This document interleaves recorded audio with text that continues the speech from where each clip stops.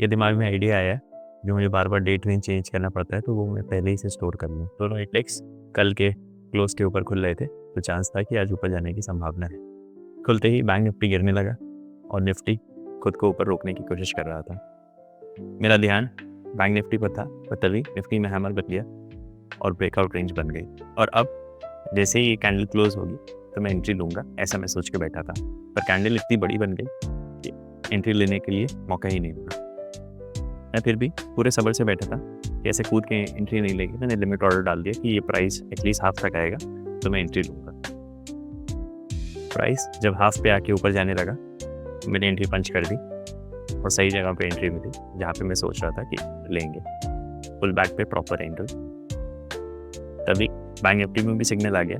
मैं सोच रहा था मुझे बैंक निफ्टी में एंट्री लेनी चाहिए थी रादर दैन निफ्टी में, क्योंकि वो हायर हाई पे एंट्री ले ली थी और ये रूल के खिलाफ है। मैं इसको कोड भी नहीं कर पा रहा, बट इसमें थोड़ा प्रॉब्लम है। बट जब तक प्रॉफिट चल रहा था 600-700, मैं यही सोच के बैठा था कि मैं टारगेट ही लूँगा, बीच में ऐसे पैनिक में नहीं भागेंगे। भले ही 2-3 दिन से ऐसे नुकसान हो रहा है, बट नहीं, ये नहीं करें, प्रॉपर टारगेट के लिए ही रुकेंगे। पर फिर तमाशा होना शुरू हो गया।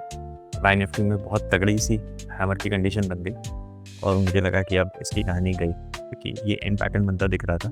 दो निफ्टी स्ट्रॉन्ग था, तो मुझे था चलो कोई बात नहीं, देखते हैं। बट यही डर लग रहा था कि पूरा हवा में, तो सिग्नल कहाँ बनेगा ये समझ नहीं आ रहा था कि तो मेरा जोन कहाँ बनेगा।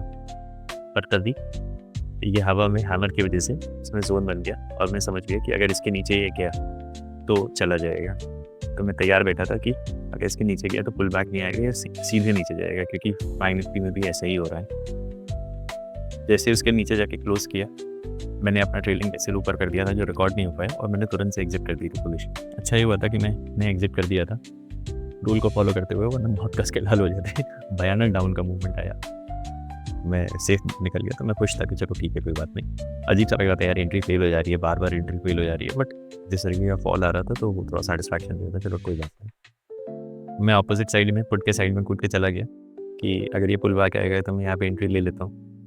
बट फिर दिमाग में आया कि नहीं, आसान, रूल को फॉलो करो, जब तक सिग्नल नहीं आएगा तो कुछ करो नहीं। ये सब हरकतें नहीं कि यहाँ कूद जाते हैं वहाँ कूद जाते हैं। तो मैं चुपचाप बैठा रहा और देखते ही देखते मेरी आँख के सामने बहुत तगड़ा प्राइस चला गया। चलो कोई बात नहीं, मैं एक्सपेक्ट कर रहा था कि यहाँ से पुल बैक आएगा या फिर आज, मतलब यहाँ तक ये सबसे अच्छी चीज़ हुई थी। इस वक्त मुझे रियलाइज़ हो गया था कि आज डाउन ट्रेंडिंग डे है, ये मुझे बहुत क्लियर था। तो मैं एक्सपेक्ट कर रहा था कि यहाँ से अगर पुल बैक आएगा तो मैं डाउन के लिए एंट्री ले लूँगा। तो आज मैं वीडियो रिकॉर्ड नहीं करता, बट सिर्फ इस मोमेंट के लिए मैं कर ले रहा हूँ ताकि ये याद रहे और कंटिन्यूटी भी होती है। यहाँ पे सिग्नल बना एकदम, वो प्रीवियस डे क्लोज पे जाके यहाँ पे प्रॉपर इनगल्फिंग बनी, और उसको तोड़ने का मैंने इंतज़ार किया कि चलो ठीक है, यहाँ से ऊपर जाएगा, बैंक निफ्टी के ऊपर जा रहा है, हो सकता है शार्प रिवर्सल लेके होता चला जाए। और ये प्रॉब्लमेटिक है, मतलब जब इतना गिर जाता है तो मैं, मतलब मुझे लगता है सिग्नल आया है ले लूँ, तो ये मैं अभी इस चीज़ को क्लियर नहीं कर पा रहा हूँ कि यार यहाँ पे कितनी देर तक रुके, यहाँ कैसे रुके।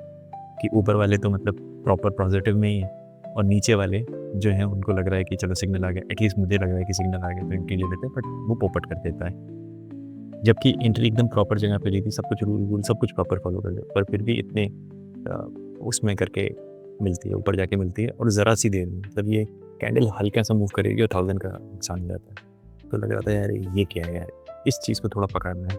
मैंने फिर भी कोई भी पागलपना नहीं किया, कुछ भी नहीं किया। मैंने प्रॉपर इसके लो के नीचे अपना एसएल उठा के ला के रख दिया कि ठीक है, इतना बड़ा एसएल नहीं जो 2000 का है वो नहीं, ये इसके ट्रेलिंग के नीचे यहाँ पे ऐसा रख दिया जहाँ पे मुझे क्लियर पता है कि एग्जिट हो जाएगा बस।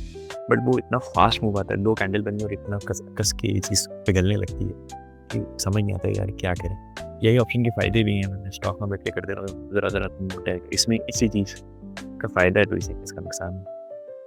तो यही और रिफ्रेश कर रहा था, मुझे लग रहा था चलो कोई नहीं बचा लेगा, बट फिर बहुत ज़्यादा प्रेशर है, वो क्लियरली दिख रहा है ऊपर से डाउन आता हुआ।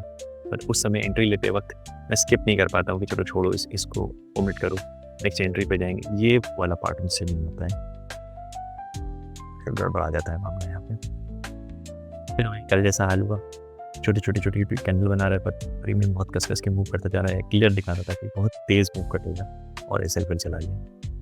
लाइक अरे यार क्या है ये, 2 दिन से 3 दिन से मैं टारगेट के लिए रुकता हूँ तो ये छोटे में ऐसा खा जाता है, वो बार बार इंसेंटिव देता है कि ऐसा क्यों कर रहे हो, ये छोटा मोटा लेके भागो, और देखो छोटा मोटा लेके भागने का तो मैं अगर आता जाता है। तो यही था, इतने पे हुआ और डे मैंने क्लोज करने का डिसाइड कर लिया। मैं सीधे किल स्विच दबाने चला गया कि इम्पल्स में अभी पूरे फांदे कुछ भी नहीं, ज़रा सी भी गलती नहीं करेंगे, रूल फॉलो मतलब रूल फॉलो, और जाके मैंने किल स्विच दबा दिया।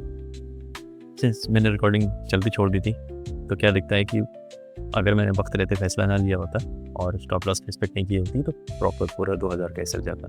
तो ये भी अपने आप में कामयाबी है, बट ये वाली कामयाबी से ज़्यादा प्रॉफिट वाली कामयाबी चाहिए भाई। मतलब बार बार ले लेके पलट रहा है, इंटरडे हंटर का लॉस हो रहा है, वो छोटू ज़रा से में लेके भाग जा रहा है।